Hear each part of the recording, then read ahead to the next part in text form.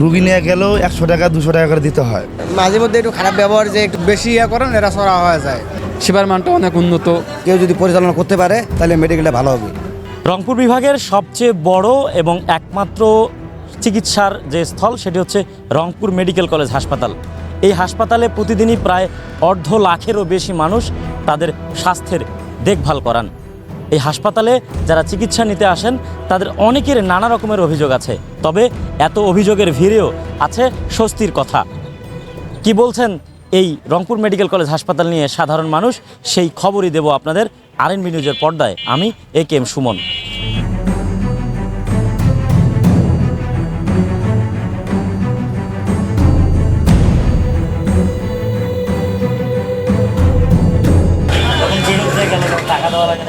হ্যাঁ লাগছে। ওরা তো মানে করো বেডে অক্সিজেন লাইন দিছে, ওইখানে টাকা দিছিলাম, মানে মনে নেই কত দিলাম। রিপোর্ট ছাড়া ডাক্তারেরা কোনো চিকিৎসা দেয় না, শুধু রিপোর্টই করা লাগে, প্রতিদিন রিপোর্ট, এই টেস্ট সেই টেস্ট করতেই তো আমাদের রুগীর কর্মশালা। পরিবেশ ভালো আছে, পরিবেশ ভালো, নার্সেরা দেখে।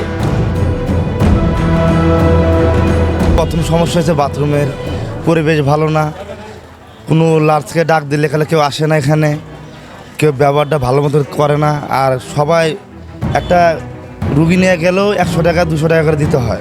সমস্যা এরা সবসময় ব্যবহার এটা তেমন একটা ভালো না এদের। যেমন এদেরকে ডাক দিলে যদি একটু বেশি করেন এরা সরা হয়ে যায়। হ্যাঁ ভালো, এটাই নার্সের ঘরে সেবা যদি ভালো করতে পারে তাহলে ভালো। 17 দিন। হ্যাঁ, আমার রোগীর হইল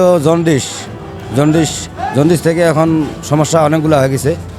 এখানে আসি, তারা ওষুধ ঠিক মতো দিতেছে না, তাদেরকে ডাকলে কথা শুনতেছে না, মানে আমাদেরকে কোনো তারা কেয়ারে করতেছে না, পরোয়ারে করতেছে না। আমরা এখন কাকে কী বলি, এখন তো বলার মতো মানুষই নেই, কার কাছে যা বলবো আমরা, বলে এই আবদারটা আমাদের পূরণ করেন, এইটাই আর কি ভাই।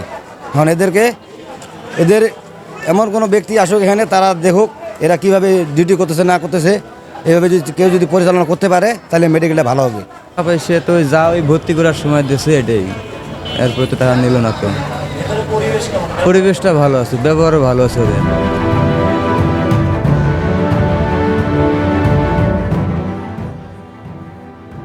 মাঝে মধ্যে একটু খারাপ ব্যবহার যে একটু সরে যান, ওইদিকে দাঁড়ান, এখানে আসেন না, বলতেছি কতবার করে, এরকম খালি, তা আমাদের কিছু নেই, ভালো আছে। তো আগের থেকে ইনশাল্লাহ পরিবেশটা অনেকটা ভালো, দালাল নাই, তারপর আপনার মনে করেন যে একটা সিনকেট ছিল সেটাও নাই, সেবার মানটা অনেক উন্নত।